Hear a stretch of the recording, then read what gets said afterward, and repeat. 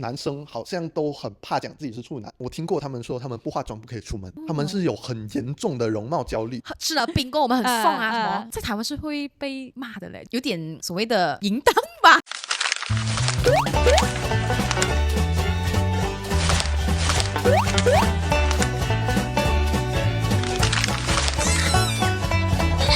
欢迎继续回到我们的妹妹套，我是眼力仙金，我是拉斯达妹妹，依然欢迎我们的元佑耶。Hello， 他其实呢就是在世新大学念大学嘛，在台湾去了多久啊？1年。我们都知道哈，台湾是一个比较开放的国家，男生跟男生可以合法的结婚，女生跟女生也可以合法的结婚。除了在这方面开放之外，其实他们的男女关系也很开放的。先问元佑一个问题啦，请问你单身吗？单身，母胎单身。自豪吗？OK 呀、自豪吗？我觉得我需要一点恋爱的经验来让我的创作更丰富，不是在拍影片啊，在了解人情世故上面可能会更成熟一点。哦，你觉得拍拖会让你有在跟人与人之间相处上面就是目前我懂的生活方式就是我和我家庭的样子，我并不知道其实可能女生她生活的方式是怎么样，还是另外一个家庭她会有她自己的生活方式。 OK， 我们来讲一下，就是你的理想型的女朋友是什么？我喜欢聪明的、知性的，不要太感情用事，就是不可以太情绪化的。3个 A 4个 A 就 no 了，就是4个 A 让我羡慕的。那是要8个 A 加对，高了啦。来你讲啦。不用到比我聪明啦，但是他可能聪明在另外一个方面，然后我们可以互相学习这样子。平时男人要的那个女生就是我要漂亮的、长腿的，很少人会讲我要聪明的。对，很多男生他们喜欢笨的女生。确实遇过很多啦，然后我去到台湾也有遇过，他讲他也是很喜欢知性的女生，可是到最后他的女朋友也是那种跟在他后面，也没有到笨笨啦，就是跟在他后面，然后可能拍摄技巧没有很厉害啊，然后他就可以有机会教他这样子。你是喜欢教人还是你喜欢被教？我可能现在在讲，然后某一天我交了一个女朋友，又不是我讲的这样子。不要紧的，我们不会我不会 send 给你，让你 recall 的。你自己本身觉得为什么你会想要找一个比较聪明的女生？我觉得是一个人生导师，这样子可以引领我到另外一个更好的方向啦。他喜欢被 lead， 有一点，还是你喜欢做 leader？ 看不出都蛮喜欢的嘞。然后我喜欢成熟一点啦，思想上会成熟一点，不要太幼稚。所以比你大年龄的女生都 OK， 只要她成熟，只要她聪明。不要大太多了。太多是多少？你的 maximum 是什么？3岁。OK next。为什么我们会聊关于这个东西？就是跟一个朋友聊天，然后就讲他去了台湾一趟。那个时候我应该还是在大学时间啊。其实我没有去过台湾，我跟你们两个都去过台湾。我今年年尾12月才会想要去台湾。那时候我听我的朋友跟我分享，就是他去台湾的时候，他有很惊讶。他们男生们聊天嘛，然后就问他，你是不是处男？然后他讲，我是。来，我今天找一个女生让你不是处男。然后我就很惊讶，因为他们会很 desperate， 就觉得你不应该是处男，你不可以是处男，因为处男对他们那时候分享的时候就讲是一种侮辱性极强的东西。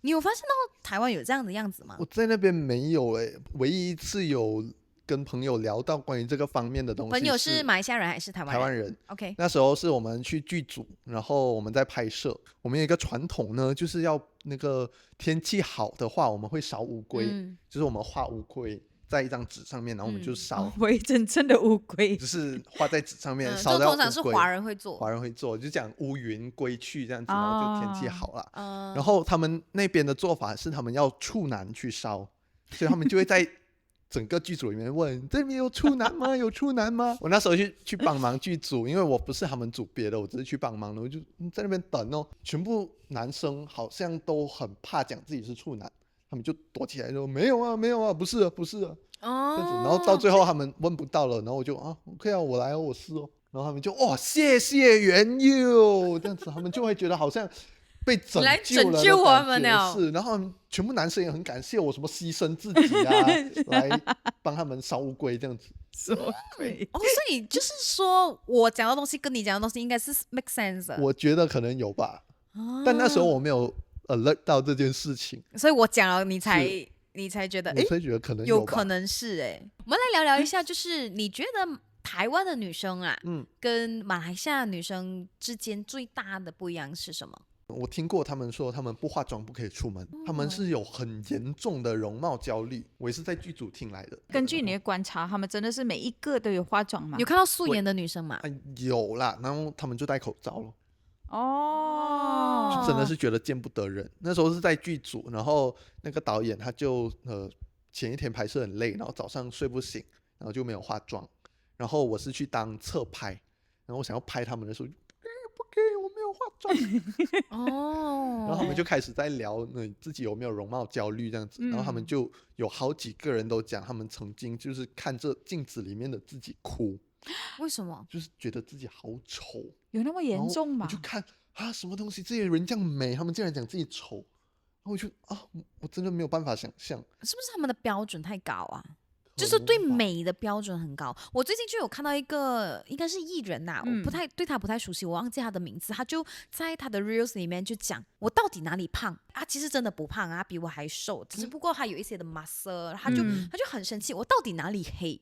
不要再讲我黑，不要再讲我胖了，我这是健康。你要我瘦到什么程度？你要我不吃饭吗？其实我每一天已经是少于我所需要摄入的卡路里了。他就很愤怒在讲，我想，怎么他这样激动？然后我就想，有可能是真的，他们对这个美的标准很高，就会一直去挑剔女生啊。那男生，你的身边的男生朋友会一直都化妆，一直挑剔，或者是会觉得，那个女生不美啊？你们会这样子讲吗？我是没有什么听到啦，不过这些都是我个人的经验啦。我觉得，我跟大家分享，不是说他们一定是这样子，就是我遇到的事情，大部分是这样。然后男生的话，男生自己也会打扮，也会有容貌焦虑。我是没有听过他们讲他们容貌焦虑，他们的打扮其实都很前卫哦。而且我去读世新听说就是在台湾算是他们数一数二美女多的大学，因为我们是传播科系嘛，然后很多想要来当艺人、当网红的，所以就会有很多他们是打扮的美美来学校的，男生女生都有。然后我有听过他们讲，其实很多女生她们在学校她们是会竞争，就是比谁比较美的。还好我没有去台湾啦。不过马来西亚人去都不会。我的学姐跟我讲，你在路上看到那个穿拖鞋的一定是马来西亚人。可能是我如果我去的话。就马来西亚人去到那边也不管，然后那些台湾人反而就是就觉得哇，很羡慕你们呢，为什么你们可以不用化妆就出门？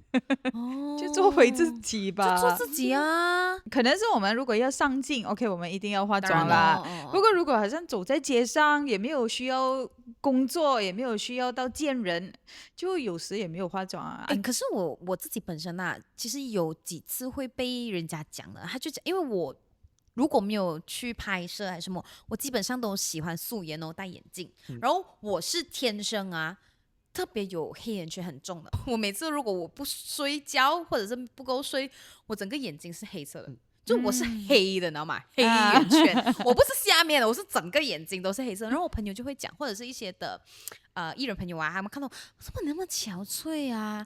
其实我不是憔悴，我只是没有化妆。我其实很多时候去拍摄什么的都已经化妆了，让我休息一下，让我的脸休息一下，可不可以？每次化妆也是不健康的。对，其实坦白讲，常常化妆，然后你整个人，其实我觉得会更老啊。对皮肤很有负担啊。是，那你会喜欢台湾女生吗？据说台湾女生很嗲的哦，就是有那种鸭子的声音啊。你来吗？元佑，你吃饭了没？是这样吗？我觉得有，因为可能是他们口音的关系，他们讲话很容易就哈，就是好像如果是中国爽吗？开心吗？不过如果他们3个，对他们讲话习惯那个嘴巴比较扁。你会发现台湾人讲话嘴巴会比较小，可能他们翘舌也不会翘的那么明显，所以就变成他们讲话会变得比较可爱。然后中国人他们很习惯，特别是北京，他们就把的声音发得很完全，听起来就会比较大声，比较粗鲁一点。那你觉得你喜欢哪一个的口音？台湾。台湾的。那马来西亚也很好，马来西亚。不要讲假，你不要讲假。我觉得马来西亚的口音也 OK 啦，不会到很粗鲁。他们很多台湾人也讲我们马来西亚的口音很可爱。我觉得男生会特别喜欢女生轻声细语。我觉得会吧，就是不要什么事情都那么激动，不要什么东西都很大声的在讲。为什么我叫你拿这个东西，你不要拿给我？就是你表演一下，如果台湾女生生气的话，她的语音是怎样的？你不要拿给我嘛。但我觉得又不至于到这样，他们还是会生气的，可能就是还是比较习惯那种讲话嘴巴没有开完的那种感觉。台湾的民族意识我觉得是比较强的，所以你去那边他们会不会说歧视你啊？我觉得不会，我觉得他们的包容度很广。就是那边有很多马来西亚人，然后还有我的学校还有很多印尼、越南人，其实都有。然后甚至是好像老师在指导的时候，他们会说真的马来西亚人很棒耶，很上进耶，然后他们特别喜欢马来西亚人这样子。大家其实给外国人的机会是同等的。其实我去台湾我蛮喜欢的一个东西，就是在那个台北101附近的那一条街，就是有很多的那些街头艺人啊，非常喜欢，就是那种有被音乐包围的感觉，包围的那种感觉。所以你去台湾的时候，你最喜欢的那一边的生活方式是什么？我也蛮喜欢他们那边的文艺氛围，就是他们会有那个文创园区，然后在那边就大家做手工来卖啊那一种。马来西亚最近也有很多的市集啦，然后特别是在槟城，我们有 Hinbus Depot 也是非常好玩的地方，有效仿到台湾的那一种氛围。然后在那边好像你讲的也会有很多的街头艺人，然后我也很常去那边就是看他们表演，就真的表演的都非常棒。然后他们那边很多去支持有能力的艺人，就是素人艺人啊，就是素人的表演者，他们很支持。对，所以他们在那边可以这样子经营啦。因为我在那边看到他们去放钱，就是放100台币这样子，100台币就是34块马币。然后我们这边捐钱可能1块、1块、2块，因为我觉得就是在那边的那个机会他们有那个格子，就是一个人去表演，然后不管是什么艺术，可能是你做魔术啊，然后可能是你做一些演绎的东西啊，都可以，你打什么古筝什么之类的都可以，不是说每一个都非常的棒不是那种我们看了哇哦，不过就是你勇于尝试，你就有那个机会。所以我觉得每一个人在台湾有平等的机会去展现他们想展现的那种潜能啊，我觉得这样的机会在每一个地方都需要有，不需要等到你就是红了，然后如果是你一点点有瑕疵，人家就会抨击你，就是好像这样子你都可以开演唱会啊什么之类的那种。我觉得每个人都有那个机会，我觉得非常的棒哎。那你刚才有说你挺喜欢台湾那些文艺气息啊等等的，那你其实在台湾最不习惯或者是可能会去到不喜欢的东西吗？食物我很喜欢那边的食物嘞，臭豆腐，游客都很喜欢。然后我有认识很多去到台湾读书的朋友，就是包括是我认识业界里面一些前辈，他们是台湾回来过后，他们都讲去台湾有什么好吃的？有没？没有？你讲2个给我听。没有。为什么你不喜欢台湾食物？我自己的话，我有认真去分析，我觉得马来西亚的食物是更多层次的。臭豆腐是我觉得还不错的啦。如果讲他们那种平时吃的东西，卤肉饭的话，就是上面卤肉加下面饭，然后卤肉就是那个咸的那个咸香味，对，咸香味就是一个味道，然后跟饭而已。慢慢有了解到他们吃的方法可能比较不一样啦，他们会点卤肉饭加小菜。可是他们的小菜又是卤豆干、卤蛋，其实就是他们说一样味道的是吗？对，然后我就觉得这东西全部一样味道。而马来西亚的话呢，你看我们nasi lemak，我们有sambal啦，然后有花生的香味啦，然后我们会配一个清凉的黄瓜啦，然后我们的饭又是有椰浆的味道的，就是那个层次其实是很多的。还是讲拉沙，你会有酸有辣有甜有咸，那边也是有意大利餐日本餐那种啦，可是那个就不属于 local 的食物嘛，我们就拿 local 的台湾食物跟 local 的马来西亚食物比，然后 local 的马来西亚食物就很多元啊，我们有华人、马来人、印度人各种食物啊，然后再加上我们的那种罗加起来的东西，我们的茶粿条又有华人的有马来人的，那个风味就很多不一样。这是我第一次听人家说他不喜欢台湾的食物，我还没有去过台湾嘛，每个人讲你去台湾一定要吃什么什么什么。如果有台湾观众不要骂我，这就是我个人的口味。其实也是个人的那个因素啦，可能我去台湾可以吃的东西也不多，所以我觉得还好。然后我记得有一个新闻是说，就流传说有一个台湾的人来到马来西亚，然后他可能是不习惯这里的食物，他就在回去的时候他就写我终于要吃人的食物了。对，我看到这东西真的是超夸张。所以我觉得真的是看个人的那个因素，我觉得还是马来西亚的好吃。可能就是大家喜欢自己家的味道了。台湾的人有没有跟你讲，就是马来西亚的食物是怎样的？他们很多人其实都没有来马来西亚旅游过耶。有没有人不认识马来西亚是什么国家？应该不会吧？有吗？应该没有，因为目前来说，台湾的马来西亚人很多。那我在台湾的马来西亚餐厅打工过。就是我目前回去的话，我还是会在他们的 Malaysia restaurant 打工。我刚刚去面试的时候，那个老板也有讲，他说因为为了要符合他们那边当地人的口味，所以还是会做一些调整。然后我吃到的时候，我就觉得其实味道也是不太一样。OK， 就是可能在很想念家乡味道的时候，可以有一点点回味咯。然后他们那边很喜欢肉骨茶、茶叶。然后肉嘛，还是符合当地的那个味道。很喜欢我们马来西亚可能比较偏华人的食物，因为那个比较像他们吃的那个口味啦。那我想问一下，就是如果我们遇到很多的那些中国人，他们不了解就是马来西亚的华人叫华人所以在台湾的话，有没有人叫你马来人？马来华人？好像有听过类似的嘞，那我不是很记得啦。其实我自己没有到很在意。我就觉得如果我是朋友，那我就给你知道什么是正确的事情。可是不需要到每一次就很生气的说，不要叫我马来人，我是马来西亚华人，我倒不至于这样啦。我觉得这个东西就是大家不知道而已啦。我想问一下元佑，你有没有在台湾得罪过人，或者是不小心讲了一些让台湾人不开心的动作或语言都 OK？ 我觉得最好笑的事情是我去他们 7-Eleven，然后我吃完东西我要丢垃圾。然后我就问他，请问垃圾要丢哪里？然后他就很生气，你是说垃圾吗？为什么要生气？他就觉得垃圾不是他们的语言。在台湾他们其实对于大陆用语他们蛮敏感的。有一些人啦就觉得为什么你要讲垃圾，我们叫垃圾。他说你是说垃圾吗？那你有没有吓到？我就随便垃圾。所以在香港也是有有吗？我去香港的时候我就讲华文，然后那个人不理我，你懂吗？然后我讲广东话的时候就一点点的那些广东话，然后他才理我。是我也不知道为什么这个他们政治元素还是等等的东西吧。我说我的教授也是会抓就是我们问他我这个视频怎样他就说什么视频，影音啦，影片啦。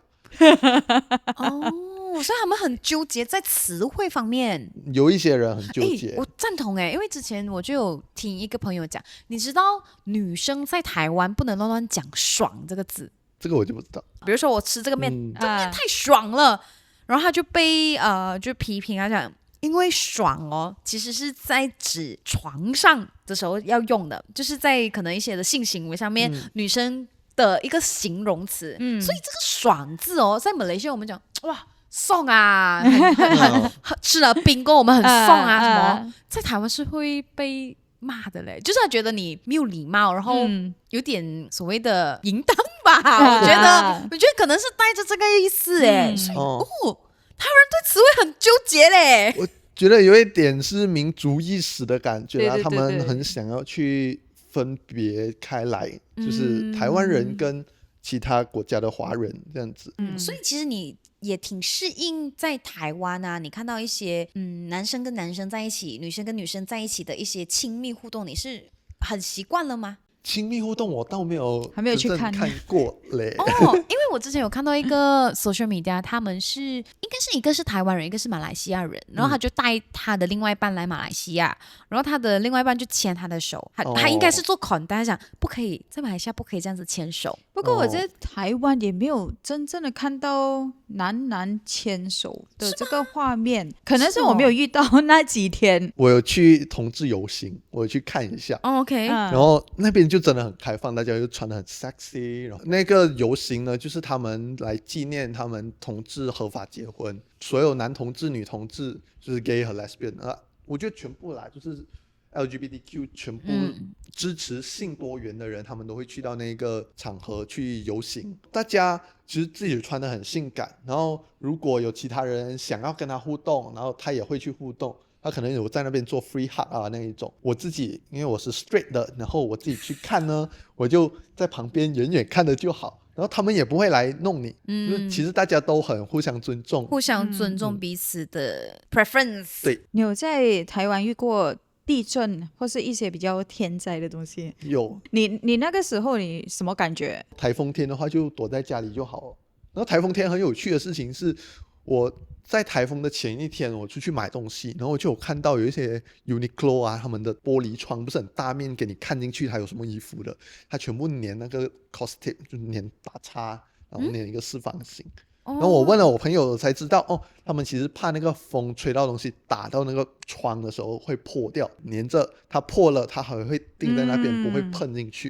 因为我觉得台湾的那个天灾的意识蛮好的，很高哎、对，他们会很 alert 的。OK， 对我们地震了，连小朋友都会哎、台风那些，如果是马来西亚，可能是没有遇过那种很大很大的那种天灾，来就来了。然后我们在讲，我们可能还去巴沙马拉买东西，可能还出去，然后就拍一个 video 这样子。我真的有很大风、啊。对对对，不过如果在台湾呢，就是他们可能是 OK， 他们预料了隔天就有台风、OK， 他们就宣布可能是前一天或是当天就会放假。对，有台风假。我觉得也蛮准的一下嘞，所以你觉得准吗？准，他们真的是非常关注这些东西。有时候我之前试过一次，他们预计星期四那个台风会登陆到台湾，来到陆地登陆，然后他们就说星期四放假，因为那个风会很大。然后那你知道那个台风慢了，然后就变成星期四还没有来，然后就星期五又放多一天假，就变成4、5、6日连假，开心啊，很爽，大家都很喜欢。大家就一直在讲市长快点放假，因为台风要来了。因为其实马来西亚的天气预测，我觉得没有这样准啊，没有人在关注吧？对对对，因为包括气象新闻吗？我们最多都是下雨。我们每次讲骗人的啦。对，每次我跟你讲，如果讲出什么隔天有地震，我觉得人家还是傻傻这样走出去啊，真的对真的，因为我会看 forecast，为什么有时候我想要出门，尤其是去 KL area 不给冰当，我会想要骑摩托车出去，我就看那个 forecast， 下雨不要去咯。那我老公讲没有的啦，那个是他们地震的时候，他们地震就好像感觉就地震罢了咯，是不是？好像也没有说什么很紧急的那种，我在那边其实有怕吗？应该会有几次地震，可是我真正自己感觉到的只有一次，就是我这一次回来之前有感觉到，那时候我在过一座桥，然后那个桥就晃一点点啊，我就说地震了，我感受到了，我很兴奋我来了1年，终于给我感受到了。我跟你讲，我不懂为什么，我觉得这样很傻啦。不过我真的是有遇过一次地震，是在马来西亚啊。那个时候我不知道那个是地震，不过有人讲，如果是地震呢，那个水壶里面的那个水会摇来摇去嘛，然后我就感觉到那个震感。是不是地震啊？就很震哦，是不是地震了啊？我遇到地震了吗？过后全部人我在研究的当时呢，全部人已经在下面准备了，所以有可能大姐会死掉啊！我还在研究在那边如果地震我要做什么新闻呢？就是台湾他们有时候他们有一个句子来讲的，就是小震小小的震动不用跑，然后大的震动呢大震跑不掉，然后中正纪念堂。什么意思？纪念堂？中正纪念堂是他们的一个地名。很明显你没有看过就是这句话。我没有。其实他们蛮多人其实也不是说特别紧张啦这件事情。所以只有我们这种耍锅会紧张啊。已经时空见惯了。是。最后一个问题想问你是，你还没有去台湾之前跟你去台湾之后有差别很大吗？讲话方式咯，可能用词上面很常搞混。你会觉得有点错乱是吗？对，而且特别是我们读媒体嘛，想要做主持，然后去到那边我们就想要适应一下那边的语文，他们有一些发音会跟我们不一样。你妈妈的弟弟我们叫叔叔，他们叫叔叔，然后 snail 他们叫瓜牛，然后垃圾啊这种大家也很习惯的，就是很多东西在讲的时候其实一直忘记。拗口。对，这个部分对我来说是比较难。我一个朋友他是在台湾念书，然后在台湾做工，他是社工，他有试过跟我表演，他在跟我通电话嘛，他就讲台湾腔哦，然后一接电话马来西亚腔，然后就讲台湾腔，他讲马来西亚腔我也转换自如啊，我跟你讲一点都没有觉得很真的，我觉得如果我去中国、我去台湾的那些地方哦，语音老师教的那些啊，我都可以运用。不过如果回来马来西亚，为什么这样子的啊？其实我觉得马来西亚人的那个适应能力其实挺强的，所以你在台湾还有2年的时间是吧？对 ，OK， 祝福你一切顺利，永贞纪念堂，我记得了。虽然讲去了台湾还是比较喜欢马来西亚，可是我觉得我们这种出国留学的学生，我觉得有一个好处的就是我们去到每一个地方，我们是抱很开放的心态，我们就是去看大家有不一样的生活方式，然后也不是讲说去比较到底哪里比较好啦，看看人家的世界，开阔自己的视野啦。对，你那个包容性会更强啦，你就觉得其实这样子也没有问题哦。我可以举一个例子，就是他们那边的马桶，他们是不可以把提速丢进去冲的。这个也是讲到之前他们就是比较早发展，然后他们的那个水管会比较细，所以提速冲进去就很容易阻塞。然后他们就会在马桶旁边放一个垃圾桶、垃圾桶 ，OK， 然后擦完屁股就会丢进去那个垃圾桶里面，然后进他们的公共厕所就真的很臭的，就是因为会有那个大便的味道在。明白啊。去到的时候，你就会觉得这个就是台湾人的生活方式，这就是台湾人的厕所。对，然后你就是 OK， 大家有大家的生活方式，然后包括你看去了解他们为什么会这样子做，其实是增广见闻啦。我觉得很棒啊！如果有机会去到国外去体验一下不同的生活，也会让自己在特定的领域或在特定的一些的课题上面，会处于的是其实没有绝对的，很多东西都可以是可以讨论，或者你可以接纳度更大一些。总之就是我们要尊重彼此，对，不要只是活在自己的世界里面，多多去外面走走吧。那今天就非常谢谢元佑来到我们的节目当中，跟我们一起妹妹套牢，谢谢他。好，谢谢大家。Hello， 我是颜念金，我是拉斯达，拜拜，我们再见。